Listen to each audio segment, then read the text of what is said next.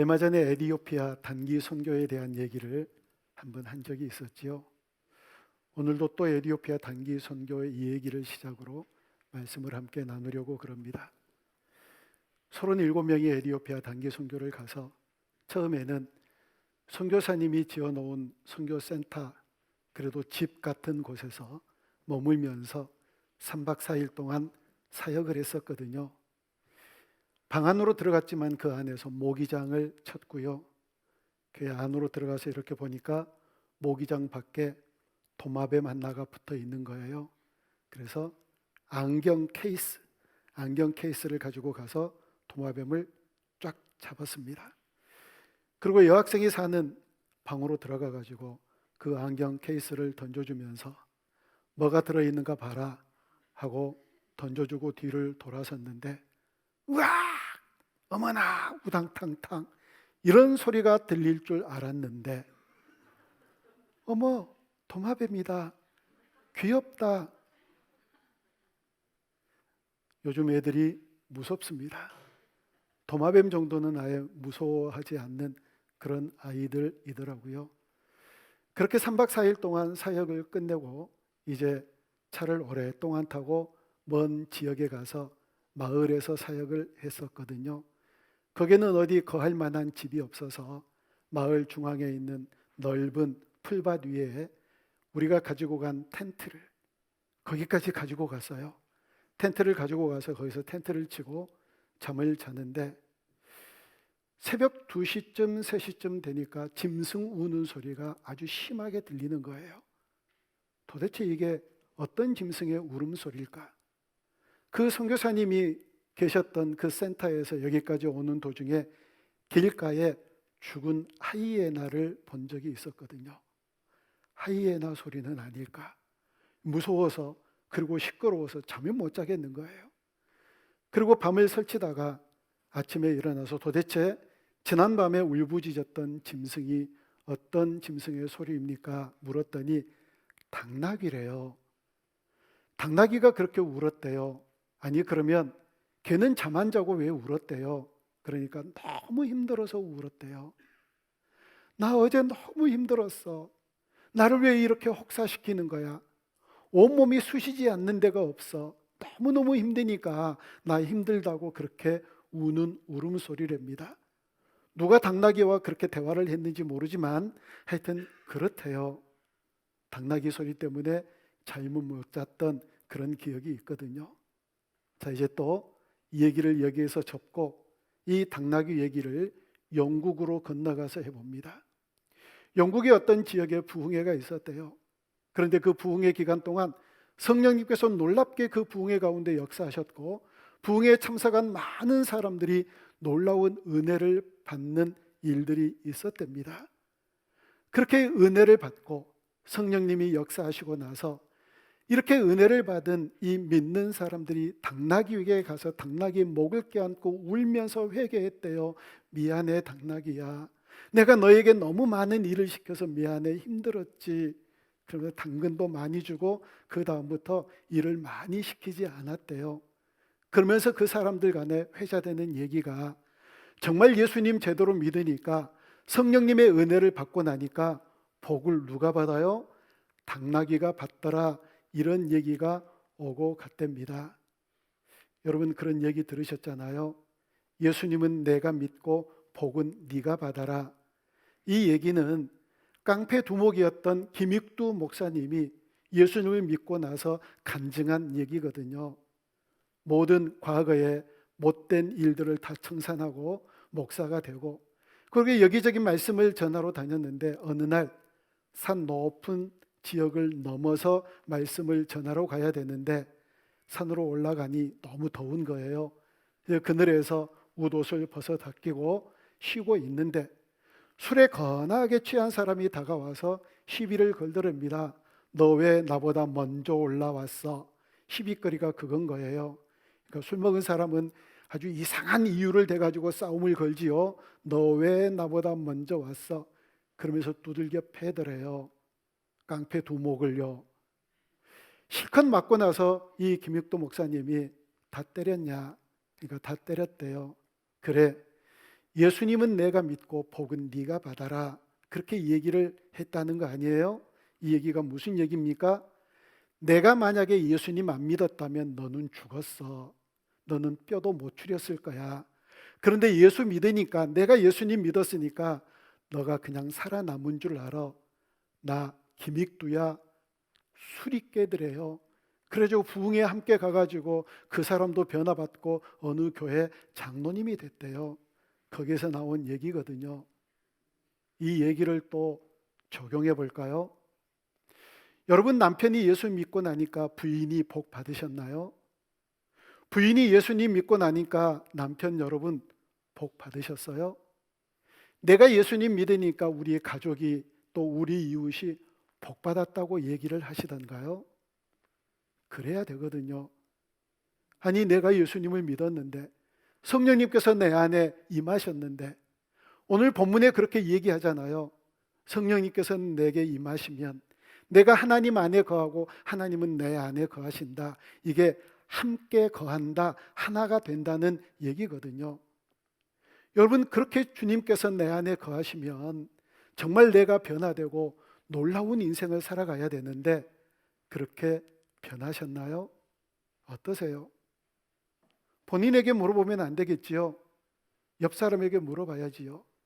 누구가 예수님 믿으니까, 성령님이 그 안에 임하시니까 복 받으셨나요? 정말 좀 심각하게 한번 이 얘기를 생각해 보면서, 과연 나 때문에 내 옆에 있는 사람이 복을 받았는지, 나 때문에 내 가족이, 내 이웃이 정말 복받은 인생을 살아가는지 스스로 질문하고 스스로 답을 해봤으면 좋겠어요. 여러분, 예수님 믿으면 변화되거든요. 그런데 우리가 어쩔 때 이런 얘기 하잖아요. 저 사람은 예수님을 믿는데 변화가 안 돼. 예수님을 믿는데 변화가 안 돼. 예수님을 믿는데 변화가 안 돼.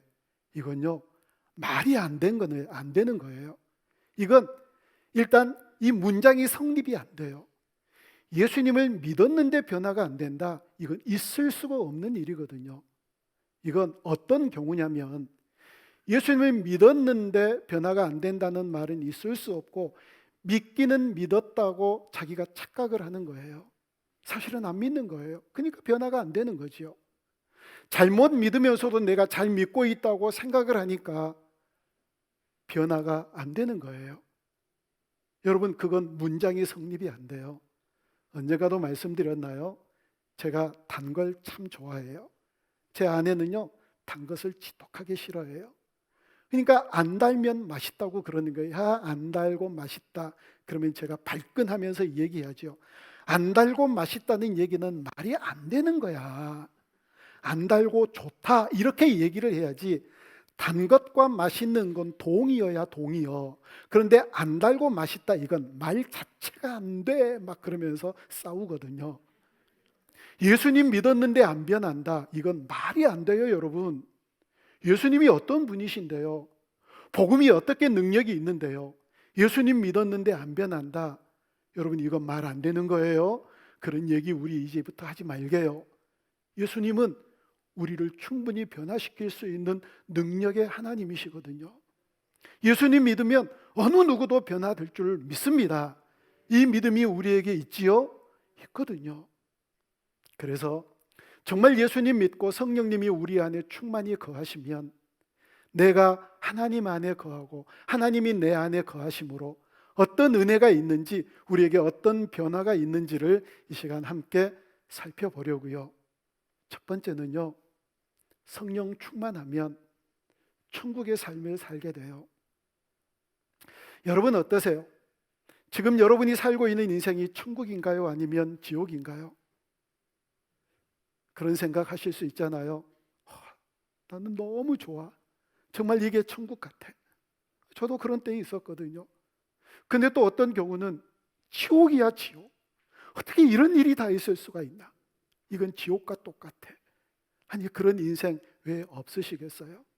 그런데 우리가 예수님을 여전히 믿는데도 지옥 같은 인생을 살아가는 이유는 뭘까요? 우리가 천국이라고 하는 삶이, 그리고 우리가 생각하는 이 사고가, 신앙의 사고가 잘못되어 있으니까 그렇거든요. 여러분, 마태복음에 보면 이런 얘기가 있어요. 예수님께서 제자들에게 물어요. 야, 사람들이 나를 뭐라고 그러든. 그러니까 제자들이 얘기하지요. 어떤 사람은 모세라고 얘기를 하기도 하고, 어떤 사람은 엘리야라고 얘기를 하고, 어떤 사람은 에레미야와 같은 선지자라고 얘기를 하기도 합니다. 그러냐? 그러면 너희들은 나를 도대체 어떻게 생각하느냐? 그럴 때 정답 너머의 답을 얘기를 하잖아요. 베드로가 주는 그리스도시요 살아계신 하나님의 아들입니다. 이 대답을 들은 예수님께서 제자들에게 이렇게 말씀하세요.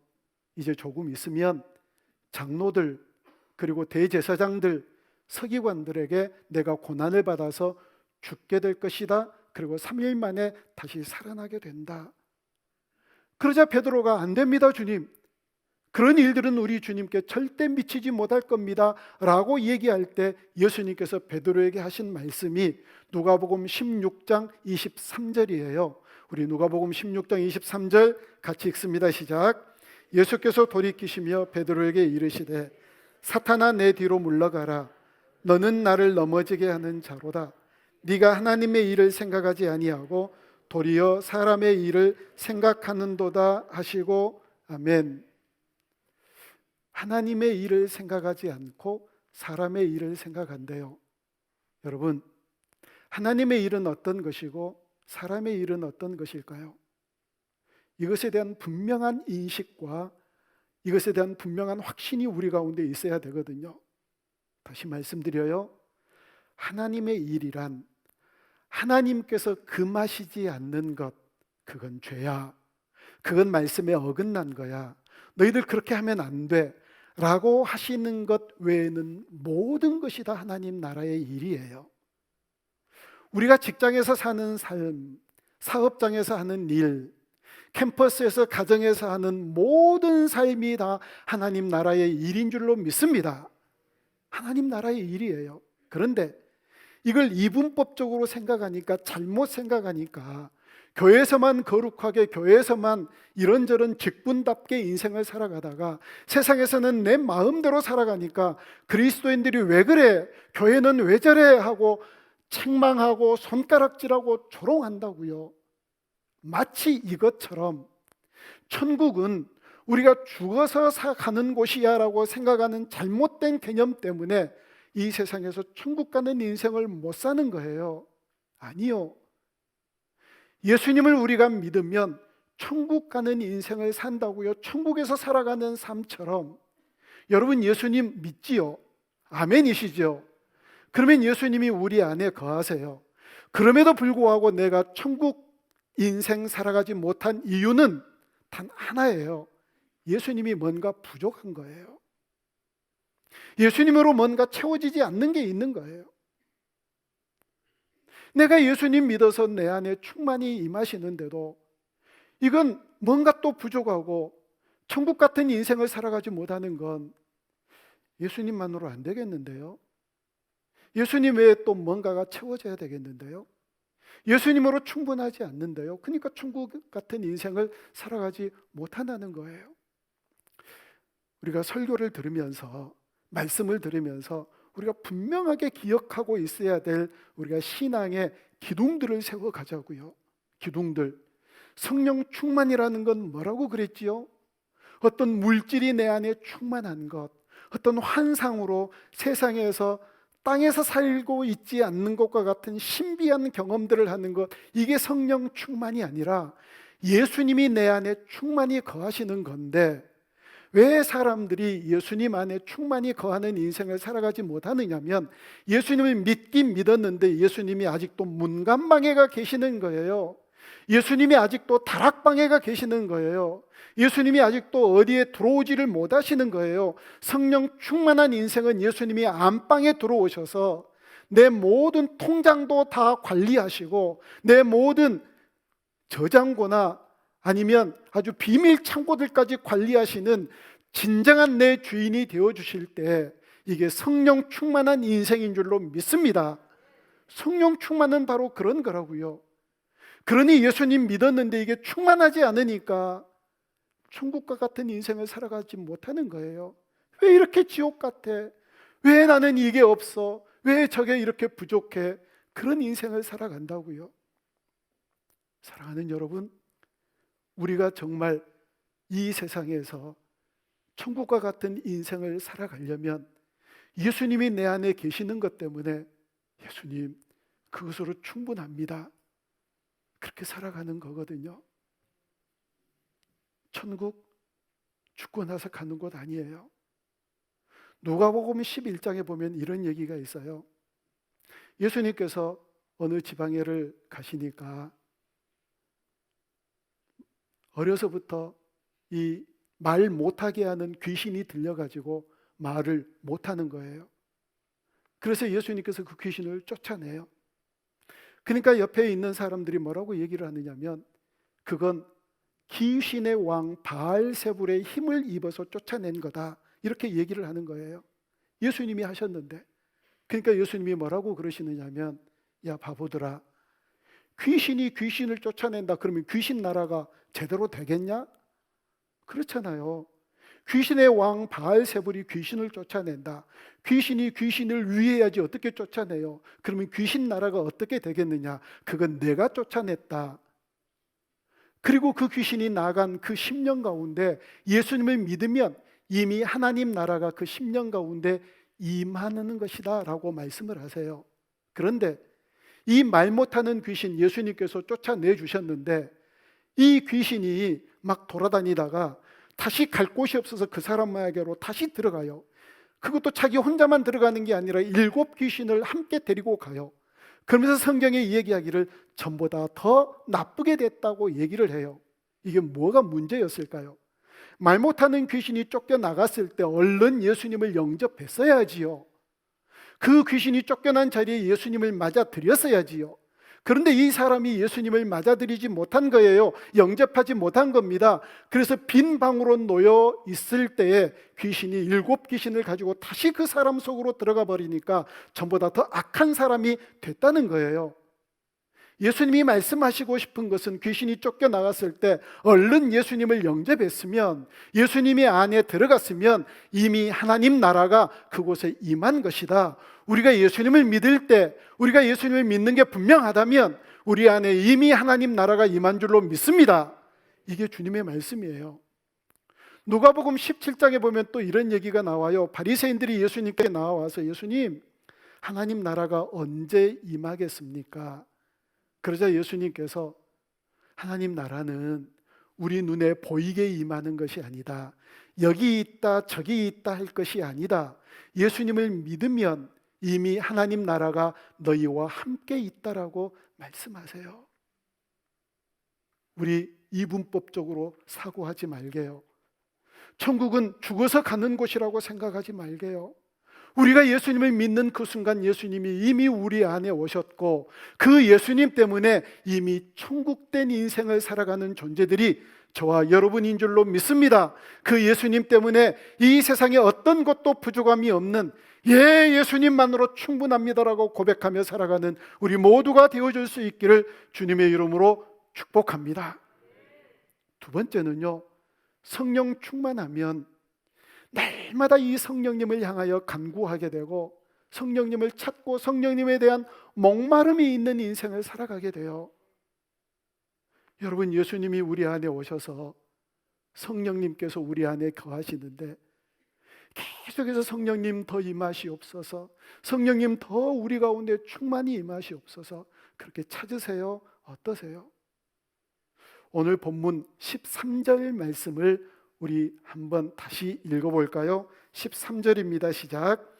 그의 성령을 우리에게 주심으로 우리가 그 안에 거하고 그가 우리 안에 거하시는 줄을 아느니라. 아멘. 성령님을 우리에게 주시면 우리가 주님 안에 거하고 주님이 우리 안에 거하시는 것을 안대요. 그런데 아세요? 물론이죠. 알다 마다요. 왜 모르시겠어요? 그럼요. 내가 예수님을 믿음으로 내 안에 성령님께서 임하시는 걸 내가 압니다. 왜 모르시겠어요? 그런데 또 어떤 분들은 이럴 때는 성령님께서 계시는 것처럼 여겨지는데 또 저럴 때는 계시지 않는 것처럼 여겨져서 긴가 민가 하는 분이 또 왜 없으시겠어요? 그런데 문제는 뭐냐면 얘가 예수님을 믿는다고 믿었고 예배를 잘 참석하는데 이게 믿어지지가 않는 거예요. 내 안에 예수님이 계신다, 성령님이 내 안에 계신다, 그것도 충만하게 임하신다. 이게 도대체 어떻게, 이게 도무지 믿어지지 않는데 도무지 이것에 대해서 불편함도 없고 간절함도 없이 계속해서 신앙생활하는 것, 이게 문제라고요. 찾아야지요. 계속해서 사모하는 마음이 있어야지요. 아니, 목사가 설교하는 거 얘기 들어보니까 예수님 믿으면 예수님이 내 안에 계신다는데 나는 도무지 믿어지지 않아요. 믿게 해주세요. 성령이 충만하다고 그러는데 도무지 성령님의 역사가 나에게는 경험되어지지 않아요. 경험하게 해주세요 하고 간절히 사모하는 목마름이 있어야지요. 그런데 목마름이 없는 거예요. 어떠세요? 목마름이 있으신가요? 목마름이 있으셔야 되거든요.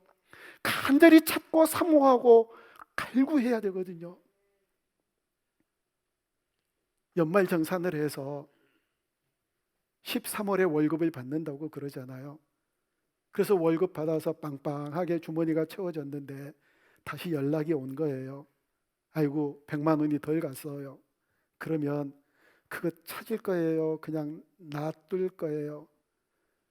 우리나라 요즘에 빚도 많고 그러는데 보태서 쓰세요 하실 거예요? 당장 찾으실 거잖아요.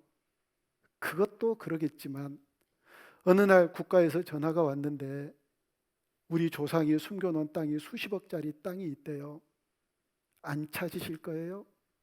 한두 달 지난 다음에 아이고야, 몇 달 전에 이런 전화가 왔었는데, 그렇게 하실 분 한번 엄지발가락 한번 꼼지락거려 보세요. 마치 철 지난 세탁물을 찾는 것처럼 나중에 한참 있다가 찾으실 건가요? 아니잖아요. 바로 찾으실 거잖아요. 그런데 왜 성령님께서 내 안에 거하시지 않는 게, 이게 느껴지는데, 이 부분에 대한 확신이 없는데 어떻게 찾지 않고 어떻게 갈구하지 않나요? 제가 기도할 때 주님, 저 이것도 소망해요, 저에게 이런 소원이 있어요 라고 기도하다가 어느 순간 그런 생각이 드는 거예요. 도대체 이게 무슨 소용이 있나? 성령님이 내 안에 계시면 되는데, 성령님으로 더욱 충만하면 되는데 이게 무슨 소용이 있나? 그리고 그 다음부터 내 어떤 개인적인 필요를 위해서 기도하지 않아요. 그냥 늘 기도할 때 성령님, 저에게 충만히 임하세요, 더 충만히 임하세요, 더 충만히 임하세요. 그렇게 저녁에 기도할 때 어쩔 때 찬양이 울려 나오는데 성령님에 대한 찬양이 울려 나오면 더 힘있게 막 기도가 돼요. 성령이 오소서, 성령이 임하소서. 그거면 충분하거든요. 그게 없으니까 불편하고, 그게 없으니까 부족하고, 아니 그게 메말라가고, 그게 없는데 어떻게 아무 일도 없는 것처럼 그렇게 살아가느냐고요. 내가 예수님을 믿는 게 분명하면 그 주님으로 충만해지지 않을 때 성령 충만하게 해달라고 날마다 기도하고 목마름으로 갈구하며 살아가는 우리 모두가 되어질 때 주께서 임하실 줄 믿습니다. 기도하고 찾으면 허락해 주신다고 약속하셨으니까요. 약속을 한번 볼까요? 누가복음 11장 13절 말씀이에요. 시작. 너희가 악할지라도 좋은 것을 자식에게 줄 줄 알거든 하물며 너희 하늘 아버지께서 구하는 자에게 성령을 주시지 않겠느냐. 아멘. 성령을 주시지 않겠느냐. 구하는 자에게 성령 주신대요. 이 말씀이 어떤 말씀 끝에 있는지 아세요? 제자들이 예수님께 우리에게 기도를 좀 가르쳐 주세요. 그러니까 가르쳐 주시는 게 주기도문이에요. 주기도문을 다 가르쳐 주시면서 또 기도에 대해서 얘기를 하세요. 여러분들이 너무너무 잘 아는 말씀이에요. 구하라, 얻을 것이다. 찾으라, 찾을 것이다. 문을 두드리라, 열릴 것이다. 누가 아빠에게 생선을 달라고 그랬는데 뱀을 줄 사람이 어디 있겠느냐? 알을 달라고 그랬는데 전갈을 줄 사람이 어디 있겠느냐? 너희들 악하지. 우리가 악한 사람이래요. 아니, 악하잖아요. 존재적으로 악한 죄인들이잖아요.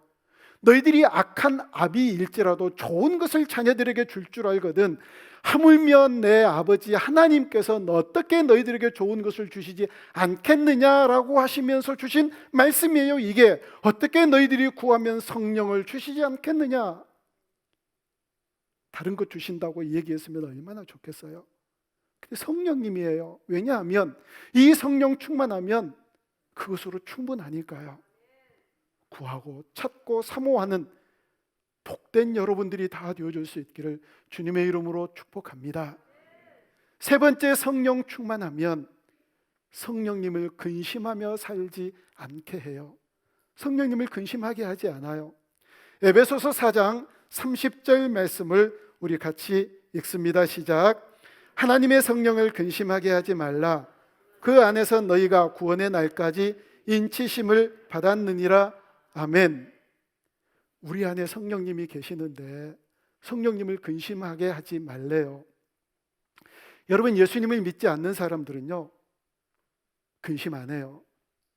주일날 주일 성수 안 해도, 오늘 예배를 안 드려도, 11조 안 해도, 헌신하지 않아도 아무런 근심하지 않아요. 예수 믿지 않는 사람들도 철야해요. 노래방에서 철야하고, 고수도하면서 철야하고, 유흥을 즐기면서 철야도 해요. 아니, 이런저런 드라마 보면서 은혜 받고 눈물 흘리잖아요. 요즘 트로트를 바라보면서 눈물 흘리는 아줌마들 안 보셨어요? 그 사람들도 다 그래요. 그런데 그들은 아무리 그렇게 인생을 살아도 근심하지 않아요. 그런데 예수 믿는 사람들은, 예수 믿어 예수님이 내 안에 계시는 그런 사람들은 실패하면 근심해요. 또 죄 지으면 근심해요. 내 안에 예수님이 계시니까요. 그 근심은 내가 왜 하는지 아세요? 내가 하는 게 아니라 내 안에 계신 성령님께서 근심하니까 내게 근심으로 나오는 거예요. 내 안에 계신 성령님이 근심하니까요. 여러분, 우리 안에 계신 성령님을 근심케 하지 말아야 되거든요. 어떤 분이 제자 훈련을 하고 나서 그 다음에 변화된 다음에 정말 예수님을 인격적으로 만난 다음에 간증하면서 이렇게 얘기를 했대요. 자기가 예수님을 믿긴 믿었는데 술이 끊어지지 않아서 계속해서 술을 마셨대요. 그런데 어느 날 자기 안에 계신 성령님께서 이렇게 말씀하시는 게 들리더래요.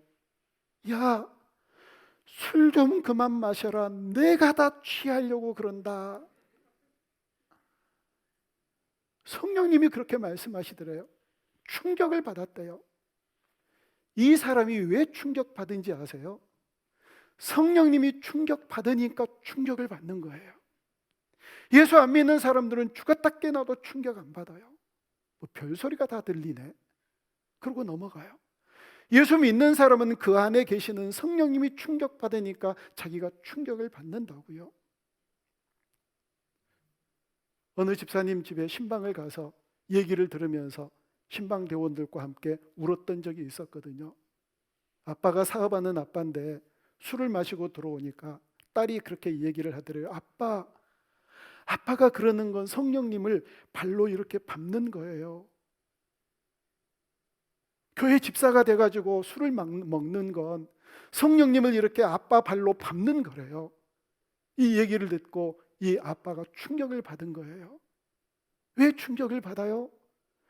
그 집사님 안에 계신 성령님이 충격을 받는 거예요. 만약에 예수 믿지 않는 사람이 이 얘기를 들으면 어떻게 반응을 할까요? 저것이 예수 믿다가 미쳤구나. 미쳤네.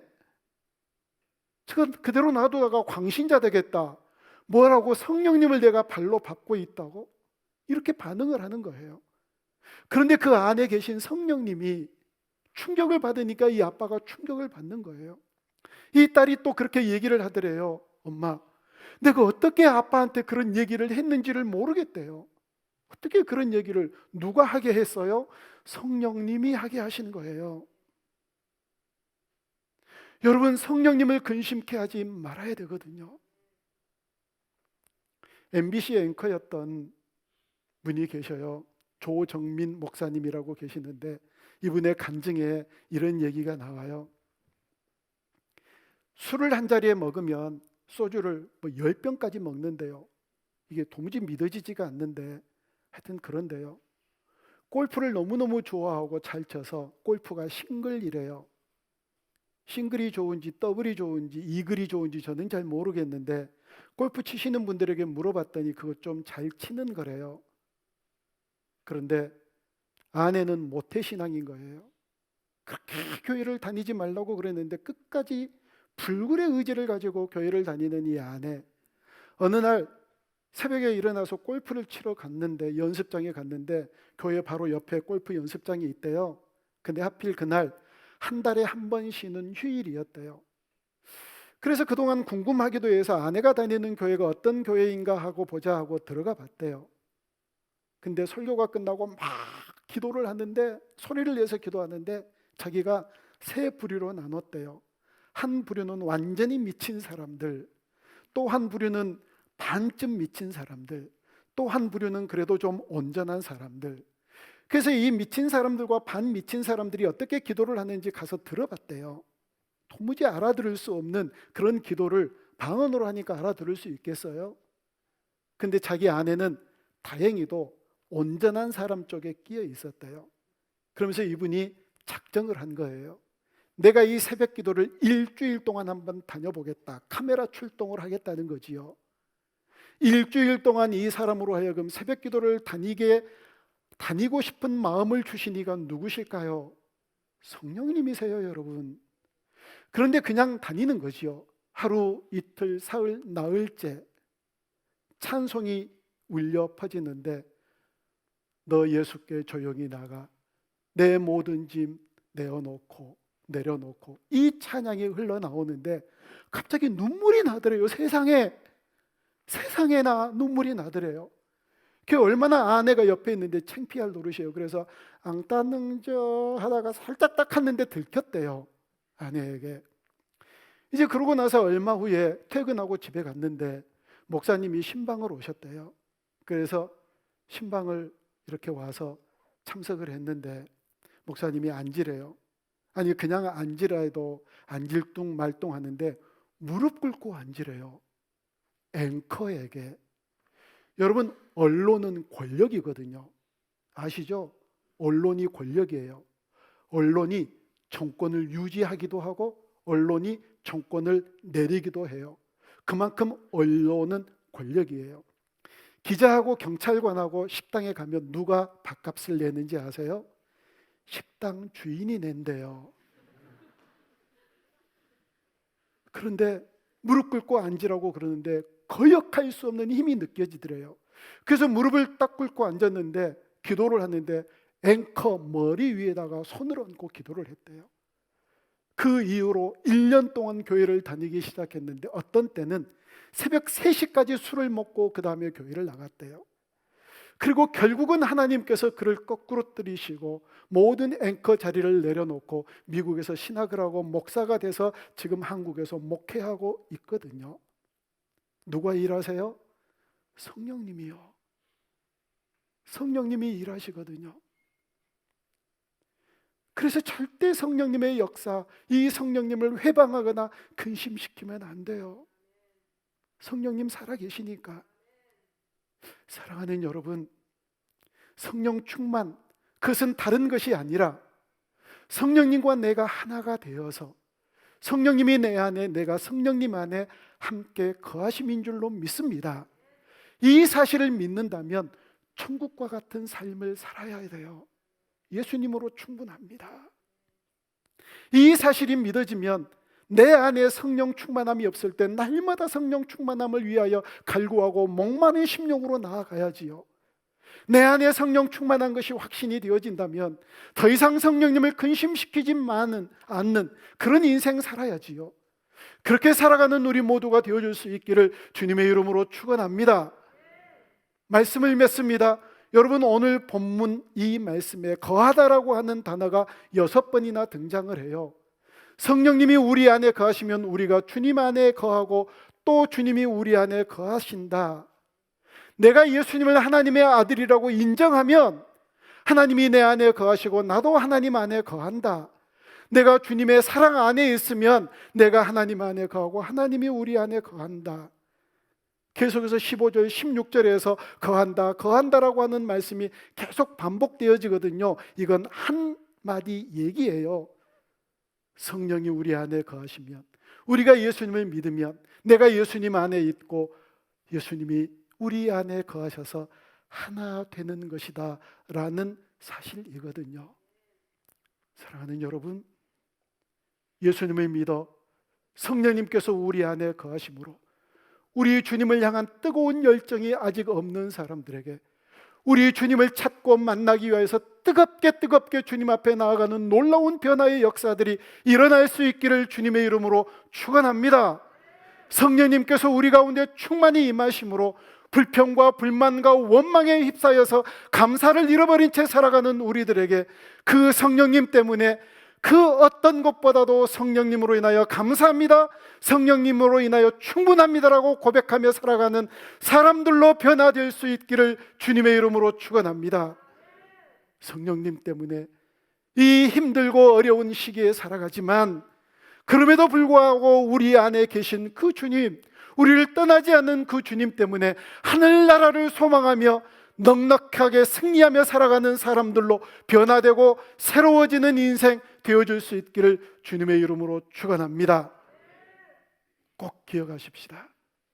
성령 충만, 그건 내가 주님 안에 거하고 주님이 내 안에 거하시는 함께됨입니다.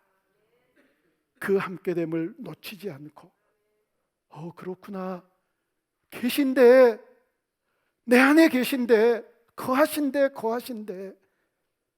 그 사실이 실제가 되어져서 나와 함께 거하시는 그 주님으로 인하여서 그 어느 누구에게도 행복을 빼앗기지 아니하고 행복하게 살아가는 우리 모두가 되어줄 수 있기를 주님의 이름으로 축복합니다.